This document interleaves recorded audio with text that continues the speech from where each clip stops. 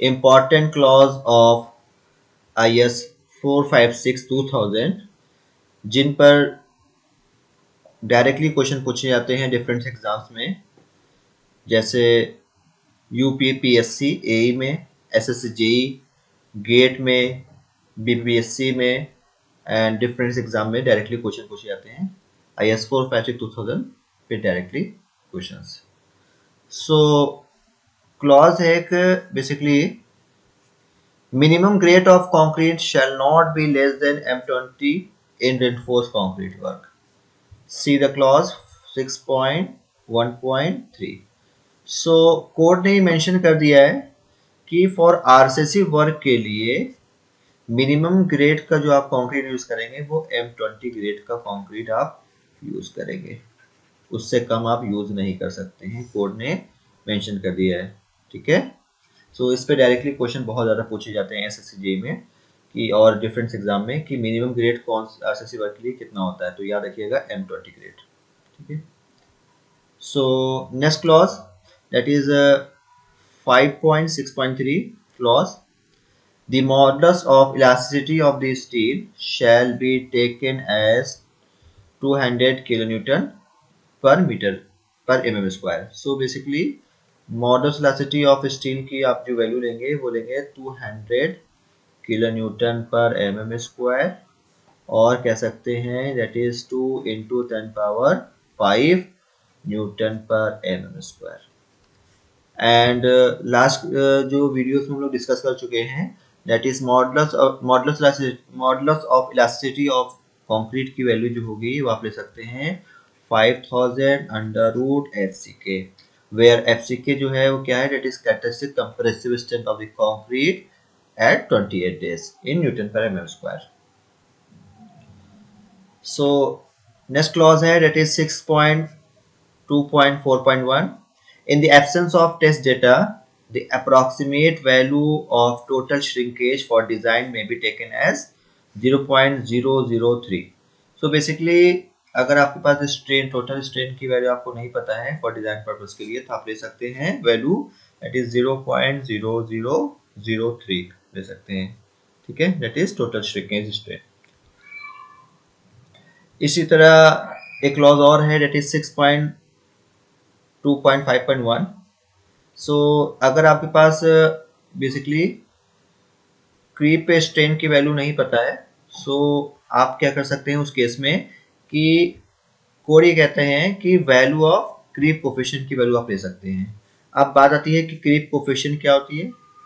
Creep coefficient, so basically creep coefficient क्या है, that is ratio of ultimate creep strain upon elastic strain at the edge of the loading. So basically क्या होगा, the ratio of ultimate creep strain upon कह सकते हैं that is elastic strain at the edge of loading. इस पे question पूछे जाते हैं डायरेक्टली कि क्रीप कोफिशिएंट जो है बेसिकली होता क्या है, तो आप बता सकते हैं that is ratio of ultimate creep strain to the elastic strain at the age of the loading. इसी तरह इस पे डायरेक्टली क्वेश्चन पूछे जाते हैं कि क्रीप कोफिशिएंट की वैल्यू कितनी होती है, तो याद रखिएगा at the age of the loading 7 days पे जो है कंक्रीट की लिए क्रीप कोफिशिएंट की वैल्यू होती है 2.2। इसी तरह 28 डेज पे वैल्यू होती है 1.6 और 1 ईयर पे होती है क्रीप कोफिशिएंट की वैल्यू दैट इज 1.1। सो इस टेबल से डायरेक्टली क्वेश्चंस पूछे जाते हैं एग्जाम्स में। नेक्स्ट क्लॉज है that is 9.3. Nominal mixed concrete may be used for the concrete of M20 और lower. So nominal concrete अगर मिक्स डिजाइन करेंगे तो उसके लिए आप nominal mix कर सकते हैं और M20 ग्रेड और उससे लोअर के लिए ही nominal mix आप कर सकते हैं।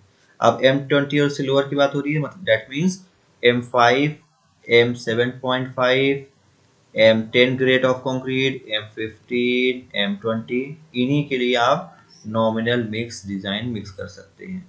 ठीक है, कोड ने मेंशन कर दिया है दैट इज M20 और लोअर। इसी तरह नेक्स्ट क्लॉज है table number 9, proportion for nominal mix concrete. जैसे कि मैंने बताया कि नॉमिनल मिक्स कंक्रीट बेसिकली क्या होगा, M20 और उससे लोअर होगा। तो ग्रेड ऑफ कंक्रीट यहाँ पे मेंशन है M5, M7.5, M10, M15, M20। इस पे डायरेक्टली क्वेश्चन पूछा जाता है इस तरह से कि क्वांटिटी ऑफ वाटर पर 50 kg ऑफ सीमेंट मैक्सिमम कितना होगा फॉर रिस्पेक्टिव ग्रेड्स के लिए। तो याद रखिएगा M5 के लिए होती है दैट इज 60 वैल्यू होती है मैक्स क्वांटिटी ऑफ वाटर पर बैग ऑफ 50 kg सीमेंट के लिए 60 होती है। इसी तरह M7.5 के रेट के लिए 45 होगी। इसी तरह M10 के लिए 34, M15 के लिए 32 और M20 के लिए 30। तो इस पे डायरेक्टली क्वेश्चंस पूछे जाते हैं गवर्नमेंट एग्जाम में, तो इसलिए टेबल बहुत ज़्यादा इम्पोर्टेंट है। नेक्स्ट क्लॉज है दैट डोसेस ऑफ स्टार्टर। तो डोसेस की जो है रिस्ट्रिक्शन कितनी है, तो कोड ने मेंशन कर दिया है क्लॉज 10.3.3 में कि डोसेस ऑफ रिटार्डर जो होगा बेसिकली वो होगा 0.5, प्लास्टिसाइजर की डोज होगी 1 एंड सुपर प्लास्टिसाइजर की डोज होगी दैट इज 2.2। सो बेसिकली क्या है that is doses of retarder जो होगा वो 0.5% of weight of cementitious material. इसी तरह प्लास्टिसाइजर मैक्सिमम ले सकते हैं that is 1% by weight of cementitious material. इसी तरह आप सुपर प्लास्टिसाइजर मैक्सिमम ले सकते हैं that is 2% by weight of cementitious material. इससे ज़्यादा नहीं ले सकते हैं क्योंकि यहाँ रिस्ट्रिक्ट कर दिया कोर्ट ने। तो इसको याद रखिएगा, इस पे क्वेश्चन पूछे जाते हैं एग्जाम्स में। इसी तरह क्लॉज है 3.2 प्लेसिंग के लिए है कि कंक्रीट को जो प्लेस किया जाता है कितने हाइट तक कर सकते हैं, कितने परमिसिबल फ्री फॉल है। तो कोड ने गाइडलाइंस दे दिया है the maximum permissible free fall of concrete में बी टेकन एज 1.5। तो मैक्सिमम आप कितने हाइट से आप फ्री फॉल कर सकते हैं परमिसिबल है, और दैट इज 1.5 मीटर है, और कह सकते हैं दैट इज 150 सेंटीमीटर। तो इस क्लॉज पे, इस पॉइंट पर बेसिकली बहुत ज्यादा क्वेश्चंस पूछे जाते हैं एग्जाम में। इसी तरह टेबल है that is permissible limit for solid. So solid में जो वाटर में जो सॉलिड प्रेजेंट होते हैं उनकी परमिसिबल लिमिट्स क्या है, इस पे क्वेश्चंस पूछे जाते हैं एग्जाम्स में। तो ऑर्गेनिक के लिए permissible limits maximum that is 200 ग्राम पर लीटर। इसी तरह इनऑर्गेनिक अगर वाटर प्रेजेंट है तो उसके लिए 3000, सल्फेट है तो 400 एंड क्लोराइड है that is 2000, suspended matter present है तो मैक्सिमम कितने हो सकते हैं दैट इज 2000 ग्राम पर लीटर। तो ये टेबल्स याद रखिएगा, टेबल नंबर 1 इंपॉर्टेंट है। इसी तरह टेबल नंबर 8 है that is assume standard deviation. So basically mix design जब आप करेंगे तो फर्स्ट स्टेप होता है टारगेट स्ट्रेंथ निकालने के लिए। टारगेट स्ट्रेंथ का फॉर्मूला क्या होता है that is FT equal to FCK plus 1.65 into S। अब एग्जाम में क्वेश्चन ऐसे पूछे जाते हैं कि FT क्या है दैट इज टारगेट स्ट्रेंथ है, याद रखिएगा। FCK क्या है that is characteristic compressive strength है, एंड S क्या है यहाँ पे स्टैंडर्ड डेविएशन है।